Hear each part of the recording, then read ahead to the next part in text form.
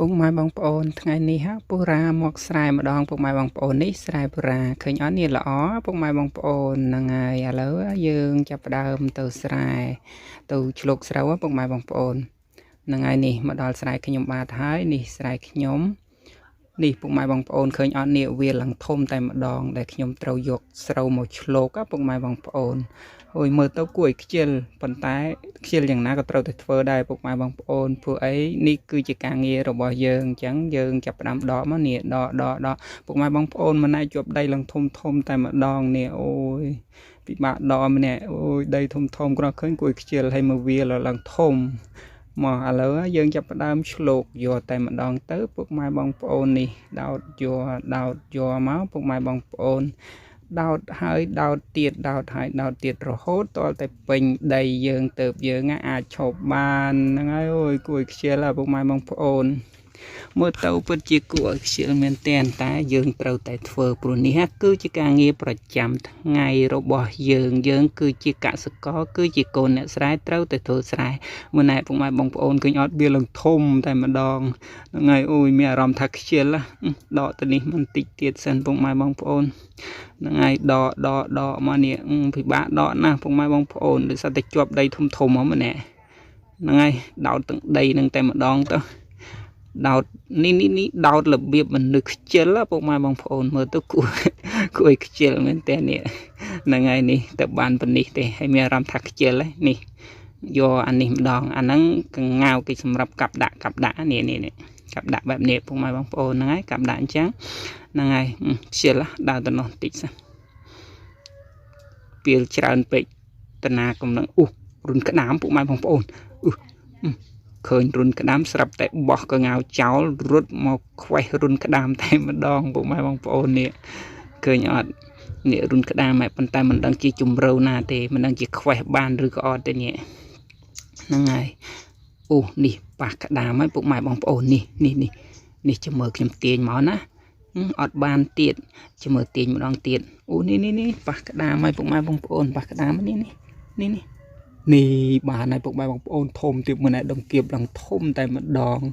នេះធំណាស់ពិតជាធំខ្លាំងមែនតើពុកម៉ែបងប្អូនប៉ុន្តែអត់មានអីដាក់នឹកឃើញហើយផ្ទះប្អូនខ្ញុំ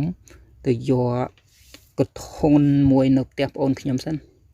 ហ្នឹងហើយនេះពុកម៉ែបងប្អូនខ្ញុំទៅតែមកពីផ្ទះប្អូនខ្ញុំមានតឹងក្រវ៉ាខ្វះក្តាមទៀតហើយបានធុងមួយនេះរុនក្តាមទៀតដែរពុកម៉ែបងប្អូននេះមិនដឹងថាមានក្តាមឬក៏អត់ទេរុនជ្រៅណាពុកម៉ែបងប្អូនដោយសារតែរីងទឹកក៏ដល់ពេលចឹងទៅមើលយកកវ៉ាសាកខ្វាតិចមើលតែមានក្តាមឬក៏អត់ពុកម៉ែបងប្អូនរុនជ្រៅមែនតែនរុនជ្រៅម្លឹងខ្វាពិតជាមិនបានទេម្នាក់ជំរឿវាយណាស់ណៃតែម្ដងហ្នឹងហើយមកទៅមើលខាងមុខទៀតជាមើលតើមានដែរឬក៏អត់នេះដើរមើលតាមភ្លឺស្រែហ្នឹងហើយនេះដើរមើលតាមភ្លឺស្រែនេះឃើញរុនមួយទៀតខ្វះសាកមើលពុកម៉ែបងប្អូនចាំមើលតើមានក្តាមឬក៏អត់ណាឥឡូវសាកមើលអត់មានទេរុនជ្រៅពេកពិបាកនេះរុនមួយទៀតខ្វះសាកមើលមួយទៀតចាំមើលតើមានក្តាមឬក៏អត់ណាហ្នឹងហើយមើលអត់មានទៀតរុនជ្រៅណាពុកម៉ែបងប្អូនដោយសារតែរុននៅតាមភ្លឺកាលពីមុនកាលទឹកនៅច្រើនយើងចាប់ទៅតាមស្រែក៏បានដែរពុកម៉ែបងប្អូនប៉ុន្តែឥឡូវដោយសារតែទឹករីងអស់ចឹងទៅក្តាមវារត់ចូលរុនអស់វាទៅកាយរុននៅអស់យើងដើរចាប់តាមស្រែអត់បានទេហ្នឹងហើយមើលណែរុនជ្រៅមែនតែនក៏ว่าយើងខ្វះបានតែរុនរាក់ដែរទេពុកម៉ែបងប្អូនហើយយើងក៏អត់ហ៊ានកាប់ដីដែរដោយសារតែភ្លឺស្រែគេវកាប់ភ្លឺស្រែគេមកនឹងវាយបែកភ្នែកតែម្ដងពួកអីខាងនេះខាងស្រែខ្ញុំទេប៉ុន្តែខាងមុខនោះគឺខាងស្រែគេពេលដែលយើងកាប់ទៅវាដល់ស្រែគេអញ្ចឹងទៅមើលមុខទៀតមើលមានអត់ណោះមើលនេះរុនក្តាមទៀតទេពុកម៉ែបងប្អូនឃើញរុនក្តាមទៀតទេនេះប៉ុន្តែមិនដឹងជាបានឬក៏អត់ទេព្រោះរុនជ្រៅណាស់ពុកម៉ែបងប្អូននេះរុនដល់ទៅ2ជាប់គ្នាតែម្ដងនេះរុននឹងដល់ទៅ2នេះឃើញអត់ពុកម៉ែបងប្អូនលូកខ្វេះបើសិនជាមានពស់ចេញមកអីដឹងតែរត់មិនសពដីកាប់មើលជាមើលតើមានឬក៏អត់ nang ngay cái ngao ní giọt màu cặp run cái đàm ọt bàn chlok srau tê nang ngay lục xạ mơ cho mơ ta miên cái đàm ọt run mùi nè ô đi bàn cái đàm mùi tiết ai bụng mai bong ôn tại tốt nhiều hay nè nang ngay đi bàn cái đàm pi ai bụng mai bong ôn chân tỏ tao mơ ai một tiết cho mơ tao miên cái đàm tiết rồi có ọt nó nang ngay tỏ tao mơ tao ọt khné cho mơ tao ngày nè nhom rọt cái đàm bán rồi có ọt hay nhom mình đang thạc luôn ai ní một chập cái đám rồi mùi có một chlok sầu thì ta mơ tao hay chỉ ọt ban chlok sầu thì mơ tao ban ta chập cái đám nâng ai phục mai bong ôn nâng ô nì run mùi tiết đây phục mai bong ôn cho mơ tao ban được ọt ô nì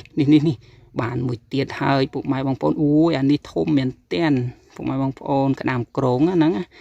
ai lâu dưng tao mơ tiết cho mơ tao miên cái đám tiết rồi có ọt nó nâng ai mơ miên ọt nì run nè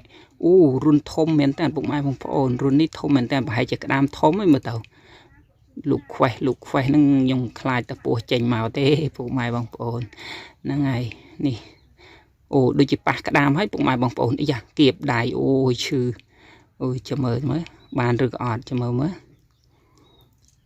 ní nè bàn mùi tiệt hơi bụng mai bong ôn bật chỉ thôm khăng miền tây đong kịp vì lần thôm giá trong kịp nhóm á nì bàn riêng tràn mình tách hơi bụng mai bong ôn nì mùi sân tu tiết para hai chiếc bàn mùi sầm lò hải chấn dân từ mười một tiết cho mơ ta miên tiết rồi có nó năng ngay mà dương đa mơ từng ọt nè cho mơ ta miên cả đàm rồi có nì đa riêu tam ní máu bụng mai bong ôn nì đa riêu máu hay sầu ní bàn mùi tiết đây bụng mai bong ôn hay sầu ní ha nhóm cả đa chuẩn cái tịch ọt này bụng mai bong ôn giá biên sạt cảnh chăn chạy mùi tiết năng ngay hay nhậm đa chọn ở rồi linh tại một đòn sầu tịch vào nì run mới tiết đấy phục mai bong ôn nì miền cái đám on che đôi chỉ bạc cái đám ấy phục mai bong ôn nì bàn mùi tiết đây nì cái đám đã máu bàn mùi sầm ló ấy phục mai bong ôn nàng ngày bàn cái đám mùi sầm ló hái hay dương chập đám tôi chụp sầu dương tiết tục cái đám này tới buộc mai bong ôn buộc thạt toàn man chụp sầu tế đầy viết đâu tờ viết là đài là ngày đỏ xâm nạp máu đỏ máu hay dương đào máu buộc mai bong ôn đào máu nì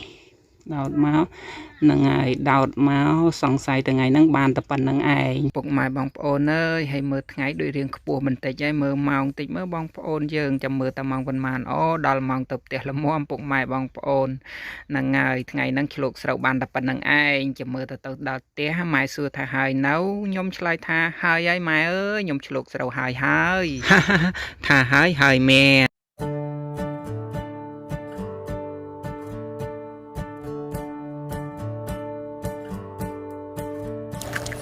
Ini merah, mau pun.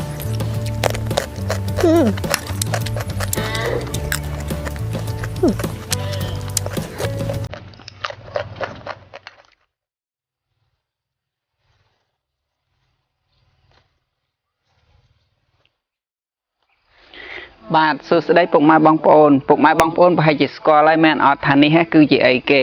ហ្នឹងហើយសម្រាប់ខ្ញុំវិញណានេះខ្ញុំហៅថាផ្លែត្រប់ពុតញងហ្នឹង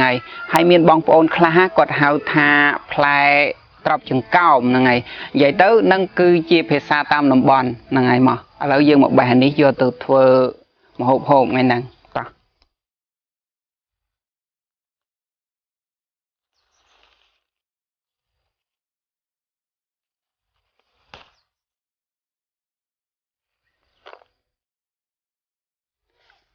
នេះពុកម៉ែបងប្អូននេះយើងមកបេះផ្លែម្រះពី3ផ្លែមកនេះម្នាក់ផ្លែល្អពុកម៉ែបងប្អូននេះ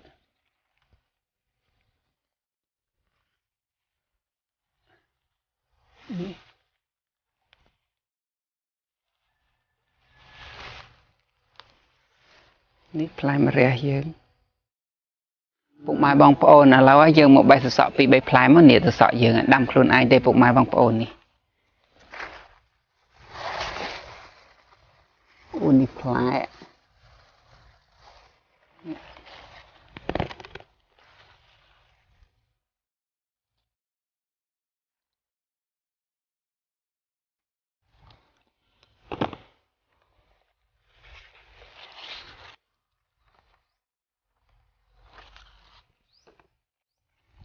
នឹងហើយបន្ទាប់ពីយើងបេះទៅសក់រួចហើយឥឡូវយើងមកបេះសណ្ដែកគួរនេះផ្លែសណ្ដែកគួរនេះ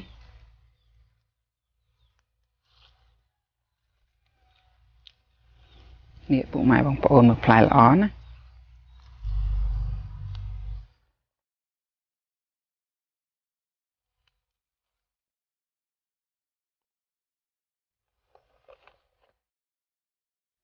ហ្នឹងហើយយើងបេះត្រួយស្រមៅព្រៃបន្តិចមកព្រោះថាមហូបមួយមុខហ្នឹងវាត្រូវជាមួយនឹងត្រួយស្រមៅព្រៃឲ្យពុកម៉ែបងប្អូននេះខ្ចីល្អនេះហ្នឹងហើយពុកម៉ែបងប្អូនឥឡូវយើងបេះត្រួយស្អំបន្តិចមកនេះម្នាក់ពុកម៉ែបងប្អូនត្រួយស្អំយើងល្អនេះម្នាក់ខ្ចីលក់នេះអូម្នេះ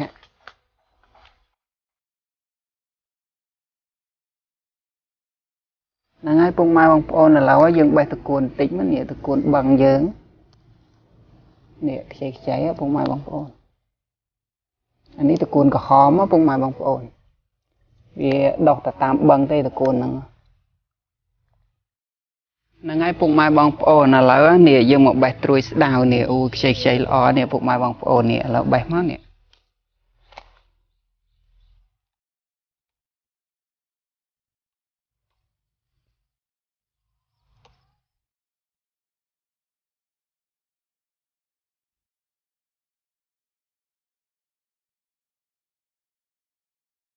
ហ្នឹងហើយភ្លើងមានរងើកហើយយើងដាក់អាំងត្រីយើងមកនេះ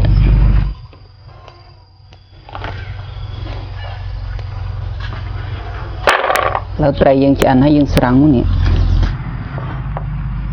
ពុកម៉ែបងប្អូនឥឡូវយើងចាប់ផ្ដើមលីងគ្រឿងយើងទៅនេះមានខ្ទឹមក្រហមខ្ទឹមសម្ទេសលីងហ្នឹងហើយបន្ទាប់ពីលីងឈ្ងុយហើយយើងដួសមក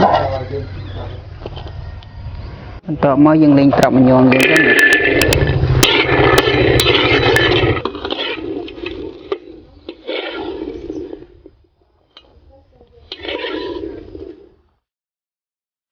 បាទពុកម៉ែបងប្អូនឥឡូវគ្រឿងខ្ញុំផ្សំរួចរាល់អស់ហើយថ្ងៃនេះហើយយើងមកធ្វើបុកទឹកគ្រឿងត្រប់មញងហ្នឹងហើយនេះមកឥឡូវយើងចាប់ផ្ដើមធ្វើតែម្ដងទៅ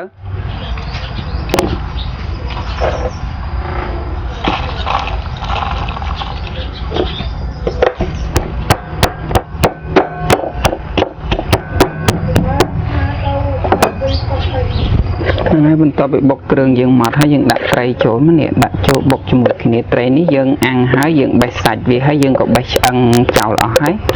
យើងបុកចូលគ្នាមកហ្នឹងហើយបន្ទាប់ពីយើងបុកគ្រឿងជាមួយនឹងសាច់ត្រីរលាយចូលគ្នាសព្វហើយយើងដាក់ត្រប់មញងយើងចូលទៅនេះហើយយើងបុកទៀតមកហ្នឹងហើយបន្ទាប់ពីយើងបុកម៉ត់ហើយយើងបាចេញនេះ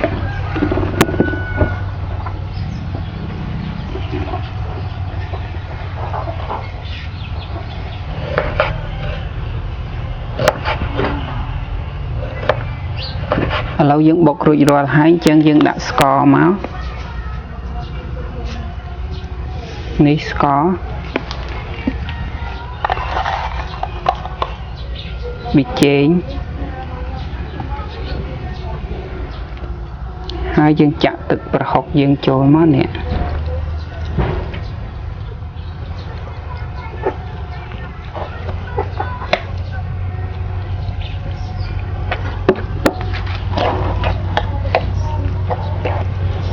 ថែមបន្តិចទៀតណា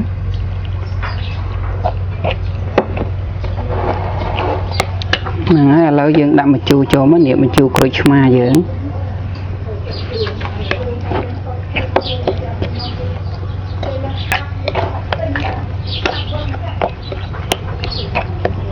ឥឡូវភ្លក់មើល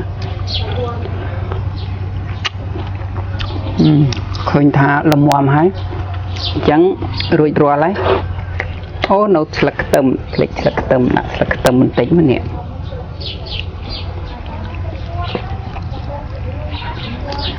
ហ្នឹងហើយប៉ុណ្ណឹងរួចជាការស្រេច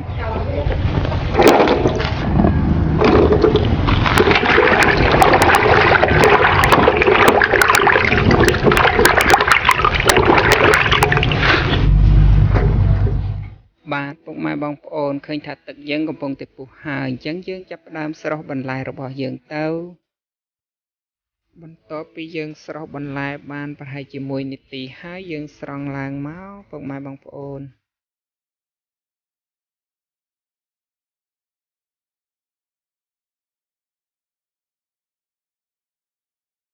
បាទពុកម៉ែបងប្អូនឥឡូវម្ហូបយើងឆ្អិនហើយអញ្ចឹងមកយើងមកភ្លក់នេះអន្លក់យើងមានច្រើនណាស់ហើយសិតតែដើរបេះបានខ្លួនឯងទៀតមកភ្លក់មើល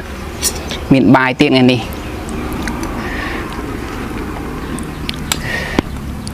ញ៉ាំទៅសក់មុនគេមួយមើល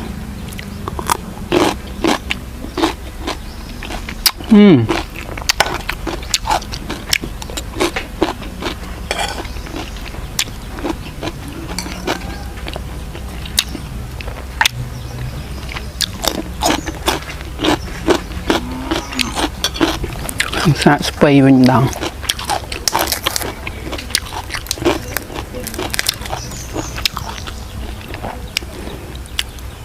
នេះដួសដាក់បែបនេះមកពុកម៉ែបងប្អូននេះអូយមើលទៅទំនងនេះ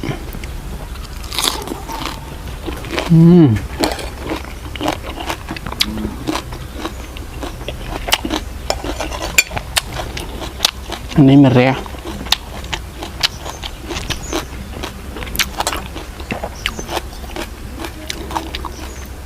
นี่มาเรียพวกไม้บางปอน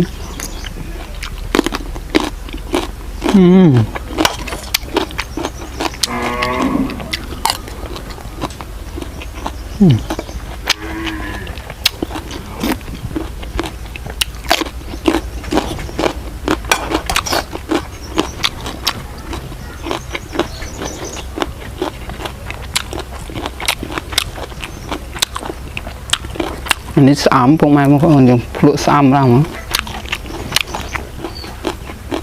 มันเนี่ย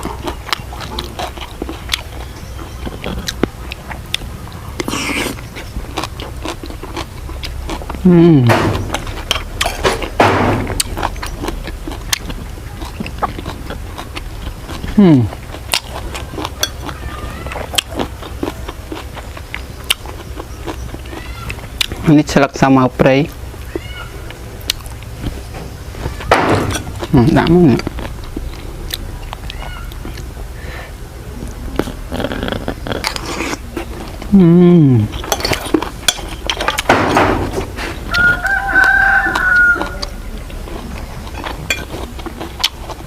trộm mà đó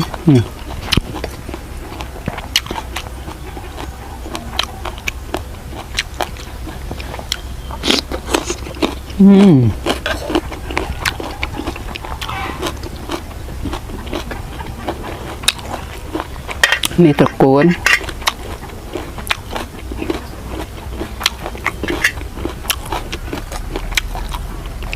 ดูมันเนี่ยใจม้า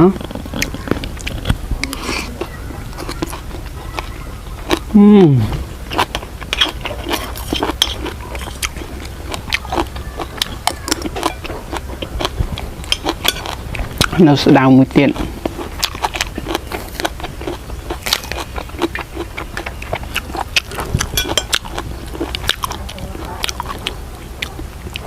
ี่พวกไม้พวกอ่อนน่าใจมั้งเนี่ย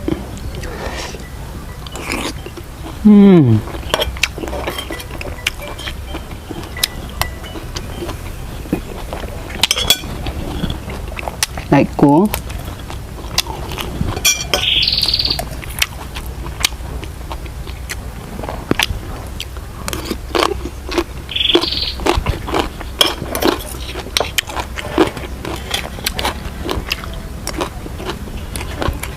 nó pelat yang muncul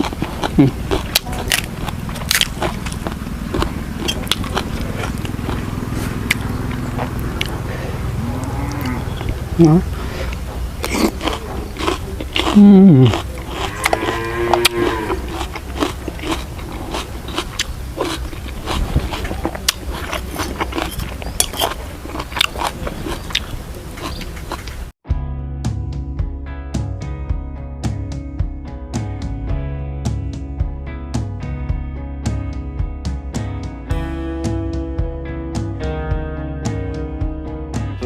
សួស្តីពុកម៉ែបងប្អូនថ្ងៃនេះមកជួបជាមួយនឹងខ្ញុំបាទពូរ៉ាសាជាថ្មីទៀតដែរថ្ងៃនេះខ្ញុំធ្វើម្ហូបមួយមុខមានឈ្មោះថាខប្រហុកតោះ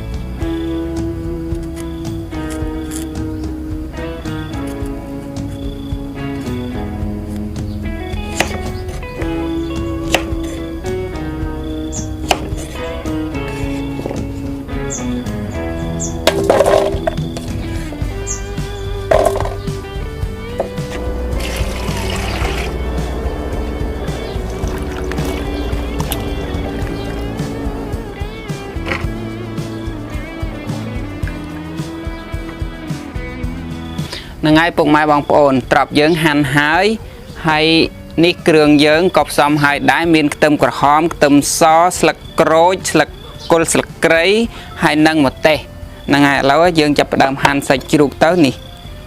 ní sạch chụp dưỡng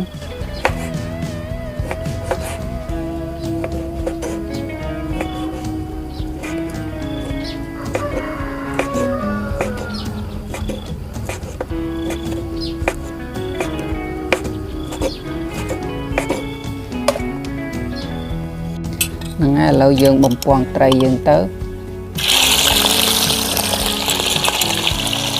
hay cả phơ khoប្រហុកនេះបងប្អូនយើងមិនចាំបាច់បំពងក៏បានដែរគេធ្វើត្រីស្រស់ក៏បានប៉ុន្តែខ្ញុំចូលចិត្តត្រីបំពងហើយយកទៅធ្វើអញ្ចឹងខ្ញុំបំពងឲ្យក្រៀមចាំយកទៅធ្វើម៉ែបងប្អូនបន្ទាប់ពីត្រីយើងក្រៀមហើយយើងស្រង់មកឥឡូវយើងចាប់ដើមបំពងគ្រឿងយើងទៅគ្រឿងយើងមានដូចជាស្លឹកក្រូចសើចគល់ស្លឹកគ្រៃខ្ទឹមក្រហមខ្ទឹមសហើយនិងរំដេងពុកម៉ែបងប្អូន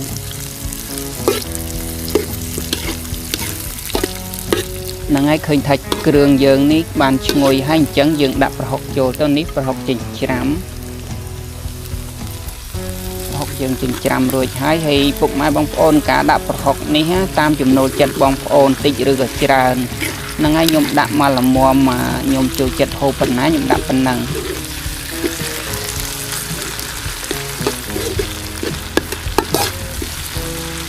បន្ទាប់មកយើងដាក់សាច់ជ្រូកចូលទៅពុកម៉ែបងប្អូន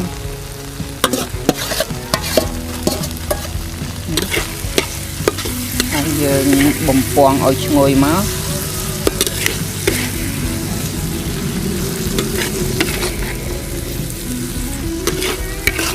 ហ្នឹងហើយឃើញថាឈ្ងុយហើយក៏ឆ្អិនហើយដែរអញ្ចឹងយើងដាក់ទឹកបន្តិចមកនេះ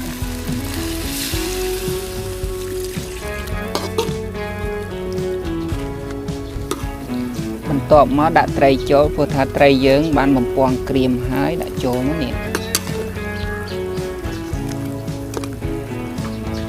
ហើយយើងដាក់ស្ករចូលដាក់ចេងនិងដាក់ទឹកត្រីបន្តិចមកនេះទឹកត្រី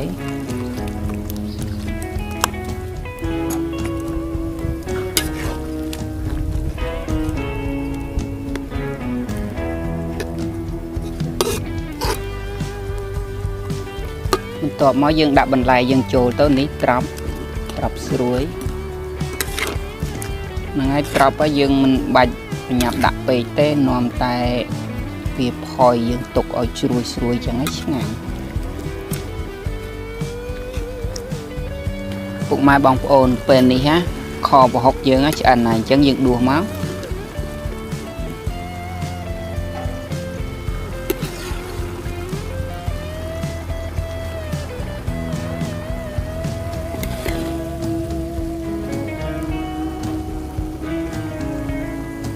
ហ្នឹងហើយយើងសម្បាច់ក្រូចឆ្មាដាក់មួយចំណិតមកនេះដើម្បីបន្ថែមរសជាតិឲ្យកាន់តែឆ្ងាញ់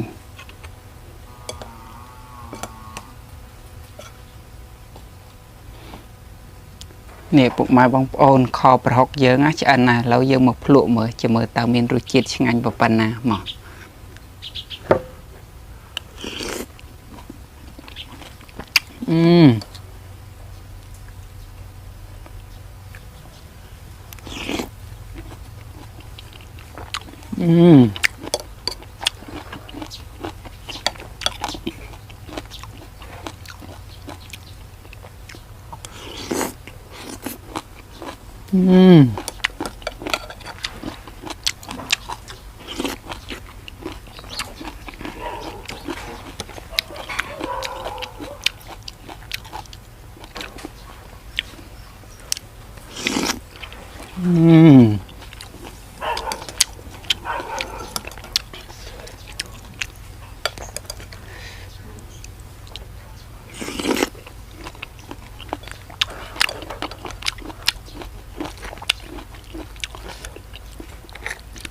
แผ่นได้យើងមានពងទៀត